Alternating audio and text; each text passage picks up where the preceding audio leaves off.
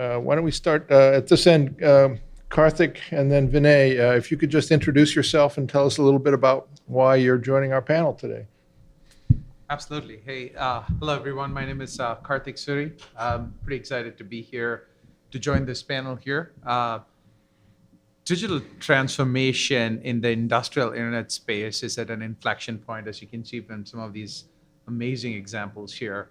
And to help drive that from a portfolio of products and services, not just from a General Electric perspective, but also from representing an industrial internet consortium, World Economic Forum, and so on and so forth, pushing the envelope on actually ingesting, storing, analyzing data, and leveraging these analytical capabilities to drive significantly improved productivity and efficiencies is a fascinating space. And, it brings a lot of joy. And I wanted to geek out with this panelists here and help answer questions.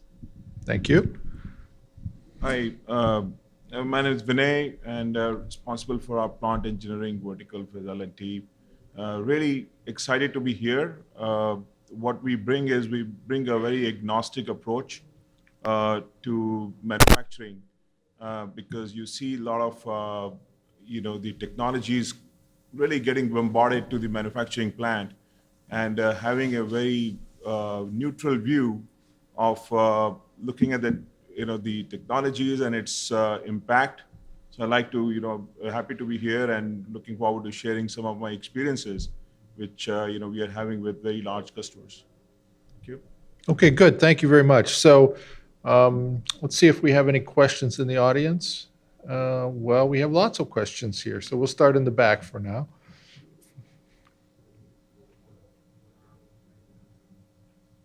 Let me try without a mic. Again, I think what's very impressive about your presentation about integrating. What was the impact on the construction side of the project where you're able to save money, reduce rework? Do you have any data on that?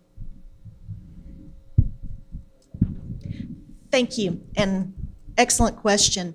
I'm not sure if that one's working. Can you hear me? Yes. Okay. Great question. I can't share our exact numbers. I can share with you what the industry benchmarks are and how we're doing compared to that. So on the engineering side, the industry benchmarks are with a fully integrated program of this nature, you can save 3% of your total installed cost of the project. So on the elements that we've got fully implemented now, we've broken those down into the work breakdown structure of instrumentation engineering, rotating equipment engineering. We're seeing in excess of that number for our individual efforts. So we've seen better than that in the engineering phase. We're in the infancy of executing out into construction. And the numbers for that with a fully integrated advanced work packaging program integrated to that digital design phase, the numbers are about 10% total installed cost. And we're seeing something at the level that we're operating, we're seeing something that would say that those benchmarks are gonna prove out to be true for us. So there is tangible value. We've had to earn the right to grow our digital platform. So everything that we put in place, we're seeing that return on that capital investment. Okay. Is the mic working? All right, well, we'll take this question here then. This is also for Dan. I'm just curious as to how you're so confident, because we're doing a similar project at Castro and nobody's confident about it. So I'm kind of wondering, how long did you pilot, IT issues, and those kind of things that really just make the whole experience happen? So I'm calm because I'm here today and we're not actively working in this space today. To me, it's been very exciting. It's something that a lot of us had envisioned, and I can remember even years ago we talked about, wouldn't it be great? And the technology didn't exist, so we could think about it all day long, but we didn't have the technology. And the technology's probably been around for maybe 8, 9, 10 years now in this space, but I think the real key was interoperability. So that was really the key that unlocked the power of the technology for us, and that's really only been in place for maybe the last 4 or 5 years. So we started 5 years ago, and you talked about the different organizations that had to come into this. To be very honest with you, there was a group of 4 of us that kicked this off.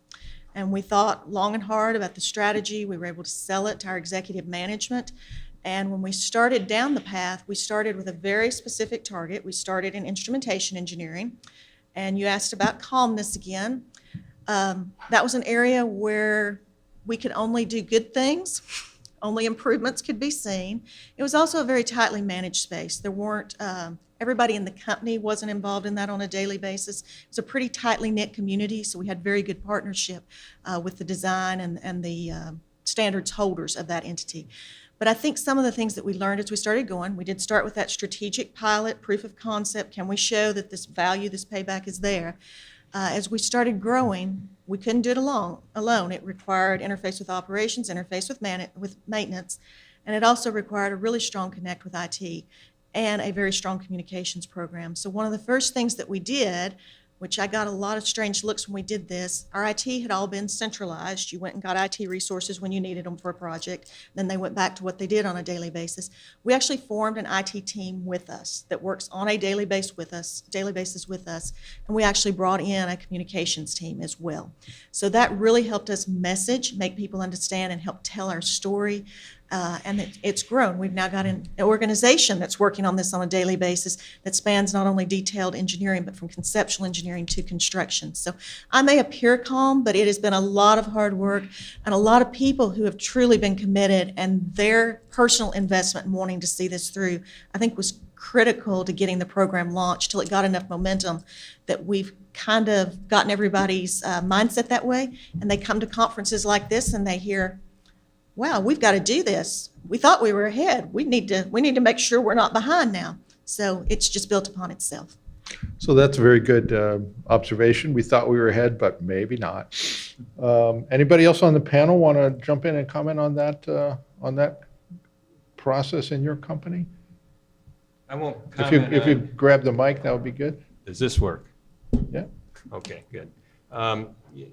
I can't comment on the process of, digitalization of the engineering, but a couple observations that Jan make that we're seeing similar effects of, and that is the integration of IT resources into a technical team, also the integration of external resources.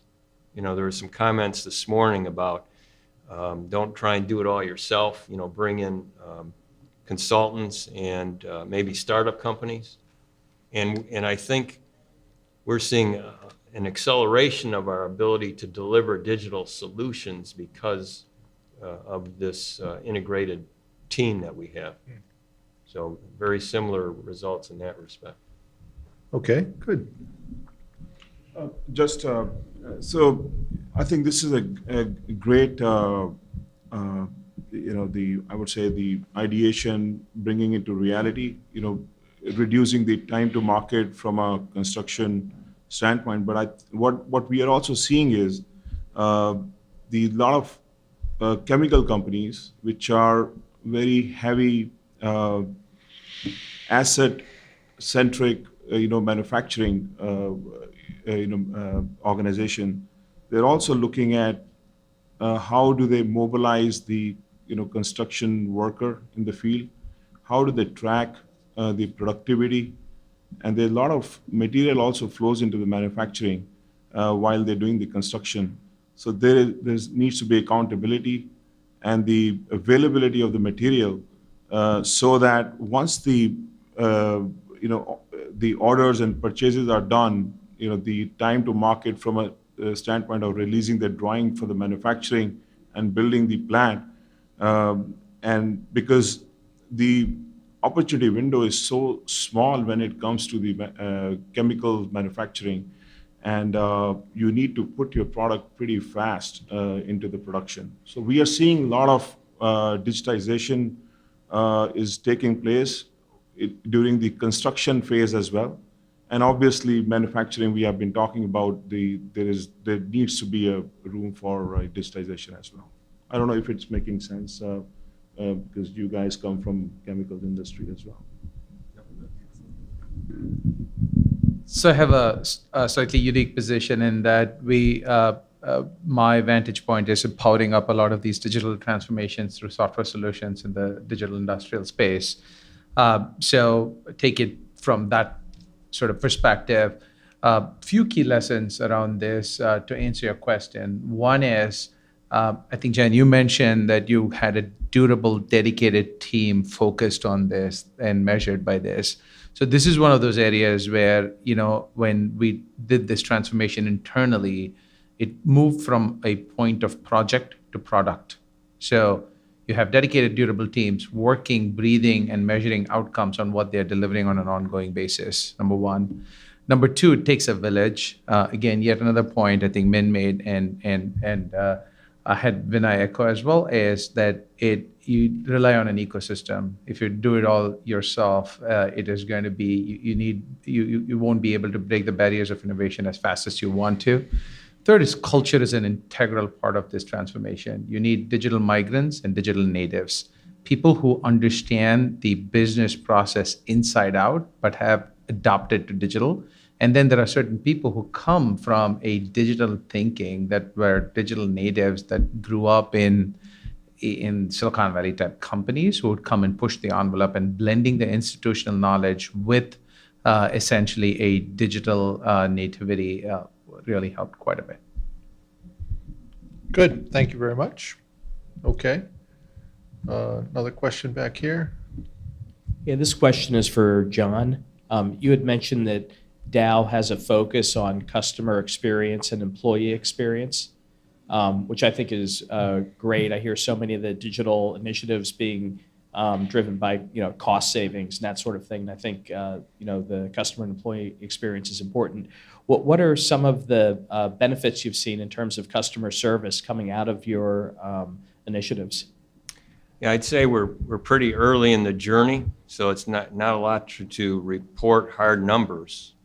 But this idea of customer experience is really focused on more than just customer service levels, for sure. It's their total engagement of the customer, from understanding what our products can bring to their problem, to making orders, to working with our engineers, and that provides the end-to-end thinking. And so the customer experience is throughout the engagement with Dow, and that is really changing how we look at our performance and what's important in terms of our internal processes. I think we're certainly seeing some benefits because of the retention we have and some of our market share that we're grabbing, but it's very early to report on a long history of it. Hope that helps. Okay, thank you. So I've got a question for Min while we're keying up the next one in the audience, and that is, Min, you talked a little bit about digital service in part of your story. But I wonder if you could make that example a little more tangible. What kind of incidents are you trying to mitigate? Yeah. Can you hear me? I think so. One crucial element in our production is the sterile chamber. So keeping product sterile, aseptic, is a critical part of the production process. And in order to being aseptic, certain parameters need to stay within a relatively narrow range: temperatures, pressures, mechanical tolerances, and so on and so forth. So these parameters are now being tracked on a constant basis. Once they start fluctuating, this gives an indication that something in the machine actually is not working properly, or that something is going to happen soon. So this is an example, of how one critical parameter can actually impact extremely important, a key function of our machines, and that's being tracked. And once the fluctuations start, then actually we're starting analyzing it and taking action on that. Okay, good, thank you. Right here we have a question. Use the mic, please. Question for John. I think you had a case example of OpenAI complementing automation, you said, for transactions. Could you elaborate a little bit? Yeah, the point there was that there's these blogs, and I guess you'd call them, they're kind of research organizations, but they're very open. They're not connected with necessarily a profit-generating company, and they provide their technology free on the internet. That's what I was referring to. So the idea is there's a lot of technology available that you can put to very practical, profitable use that you don't need to go to a software vendor to obtain. And in fact, with the community behind some of this open source software, there's a lot of help you can get on implementing, that kind of technology. It's a very strange situation we're in that there's very powerful technology that seems to be free for the obtaining, at least. Now you need to understand how you can support that long term, but that's really the point I was making. So are you using this for automation or? Yes, we are. Yeah, automation in the transactional space. Yeah, not for process automation of chemical plants. Not yet. Do you see that as a potential direction? Perhaps, there's if you get into the application of artificial intelligence in a chemical plant, there's a lot of safety implications that aren't anywhere close to being worked out. The whole idea of having a very deterministic response to situations is very important from a safety perspective. Artificial intelligence isn't of that nature. So there's a long way to go before we do something, I think, in the low-level process control field. Okay, another question in the back. Yeah, so John and Jan, you both mentioned data lakes in your presentation, and I think Dr. Mack probably has that also. What roadblocks did y'all see around implementing data access and security, and how did you get around that? Well, I'll start, and I think I stole the term data lakes from Min. First of all, we did not get around security. That is still critical. And what we actually did was tied it back to our existing securities that already existed. So we were able to tie our user IDs and our system to that and integrate that into our existing security infrastructure was what we did. Because again, that data is valuable, and so we certainly didn't get around it. Yeah, I'll double down on the security issue. If we like to call these things the crown jewels of Dow, and putting that kind of information up on a cloud and making that readily available. We're struggling to make that happen, and yet our businesses see the need for it. So it's a work in progress. The whole idea of a data lake is also an evolving concept, in that it's not one place where all the data exists, but it's many places, and it's their integration, their availability, that is really the key concept. The whole technology involved in what you'd call a data lake is quickly evolving as well. So it's kind of a shooting target, a moving target we're shooting at. And I would say we don't have all our data up in the lake yet. We're putting it in place as we need it, rather than just saying, let's do this big bang and make everything available at once.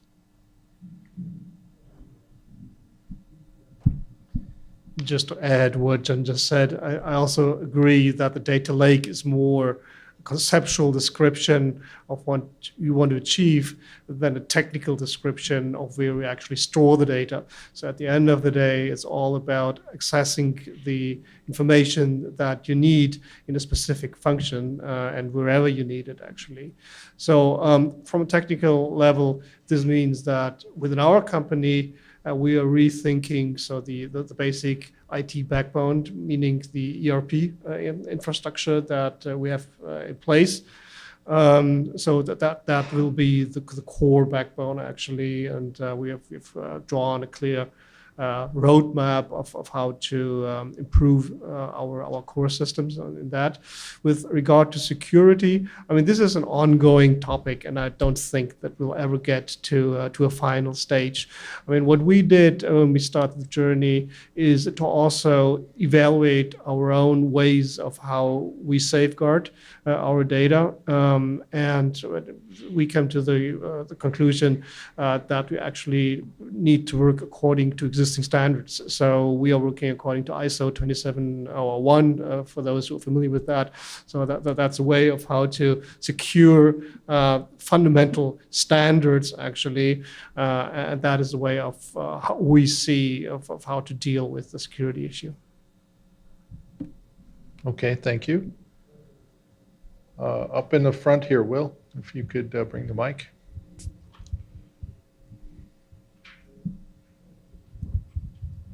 Thank you. This question is for Dr. Mack. I want to make sure I understand the business that you mentioned. It sounds like you both manufacture cartons and you sell or lease production equipment to customers. And one of the applications that you have sounds like a maintenance type of, remote maintenance type of application. Your slide also mentions analytics and machine learning. And I wonder if you could provide some more detail about that, about how you're using it. So what we've implemented actually is a combination of the GE Predix system in conjunction with GE's ServiceMax solution.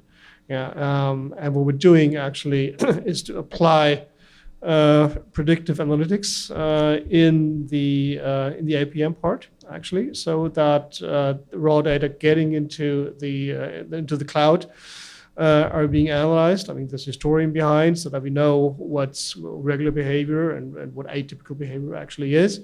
So that's one element where AI comes into place.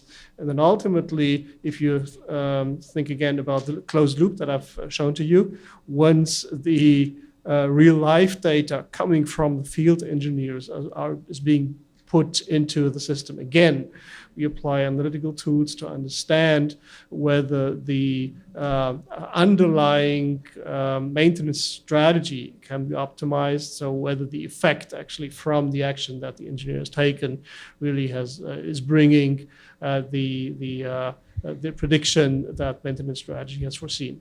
Yeah, so those are the two places where actually artificial intelligence comes into place. Okay, so we're just about at the end of our time here. So I think we have time for maybe one, maybe two more questions. So I think, how about this question? I'll pose it to the panel, and maybe I'll start at the far end, and then we can just work our way through. But the question is, what do you expect will be the biggest impact of digital transformation for you or for your industry? So apart from the obvious advantage of transparency, I think the long-term effect on our industry is choice, because ultimately, I mean, moving forward by understanding how machines actually are being operated, getting real-time information, this will generate not just insights, but those insights will be turned into new business models. That's what I see in the long future. And this means that companies like ourselves, but also our customers mainly, will have choice. For example, take the digital service example once again. So some customers will be happy if somebody else could basically take bigger parts of their operations from them, so relieving the customers from the hassles of daily production. So, for example, we would have the options understanding to a much higher degree of how machines actually operate in the field, we could step into that service and delivering filling as a service. Other customers, however, might want to take even more control because it's their machines in essence, and it's standing at their premises. So we can provide them with tools that would allow health monitoring to a larger extent than we can do today. So that would move into the opposite direction. So that's an example of how digital will create new options for the whole value chain to deal with those data and information that's within the data. Thank you. John? Yeah, one of the things that came to mind, and a lot of what Ming said, I certainly recognize, but I think it's the velocity of decision-making just across the board. And what that brings is, of course, agility. It brings also the integration of decision-making across not just a supply chain, but the value chain. And that's just going to increase the speed at which markets are going to change, which new businesses will come and fall off. And I think that is something that we as humans will have to adapt to. And it's a very interesting thing to think about. But I just see the velocity of decision-making just going up exponentially. Very interesting one. Jan, what do you think? Well, I agree with everything that the previous two panelists said. In addition to better, stronger, and faster facilities and assets, I think one of the things that I look forward to and think we'll see is better innovation and better safety, that we can apply AI and we can apply smart bots once we have all this information in one place to scan and to find out where there's potential for errors, where we're seeing people replicate tasks, or where we're seeing the opportunity to be more innovative and offer a better solution, which we just don't have that insight today. So building the capability to allow us that opportunity. Good. Vinay? Just to first, add on to Dr. Mink, what the trust is something, will the technologies or manufacturing, they will need to earn more respect because there will be a lot of transparency is going to take place about the data. Just to give you an example, we are working on a very, very large project with one of the CPG client where the consumer receives the goods and we call it's organic. The question is how much organic this food is, because from the seed when they sow in the field, the farmer, it cultivates a crop and it goes into the food and beverage industry, and then the track and traceability becomes a huge issue, and the consumer who is consuming the good, he doesn't know how much organic this food is. So that's a trust is something, it's very, very important, as we progress in the digitization, era. Another disruption, what we see, or I also see that in next 2 to 3 years going to happen is, if you visualize, the owners who own the facilities or plant, they are building their own platforms. Then there are technology providers, they are bringing their own, platforms. There will be so much of platform or so many platforms and technology is going to be housing in the manufacturing, and how you will maintain or create a common experience either for the employee or for the customer who is going to use your products. So integrating all these platforms and technology in the manufacturing and bringing a unified experience for the consumer or the employee who's working at your manufacturing, I think that's going to be another challenge as you move forward. Thank you. Karthik, did they leave anything out? Not particularly. The one piece that I would highlight is how many of you are connected today personally as individuals, connected to the internet right now? Show of hands. How many of you were connected in 2003 or 2 or 1? About 10%. This is where machines are today. Out of the 3 to 5 billion machines, less than 10% are connected today. So there is a ton that's left to be unlocked in terms of reliability, value, productivity. And this is just not, machine productivity in dollars and cents, a machine disruption makes a business problem personal for a service technician. So there is empowerment, as someone pointed here, on the type of work that they do. There is enrichment in the type of data that they have access to and how they target and to surgical needs on failure codes of equipments or processes. These two will then translate into unlocked dollar value and outcome that can then be reinvested into the right sides of the business. So, Okay, very good. So we're going to have more choice, faster decisions, better innovation and safety, trust based on data, and an explosion of platforms and connected machines. And you heard it here. Thanks, everybody, and please join me in thanking our panelists as well.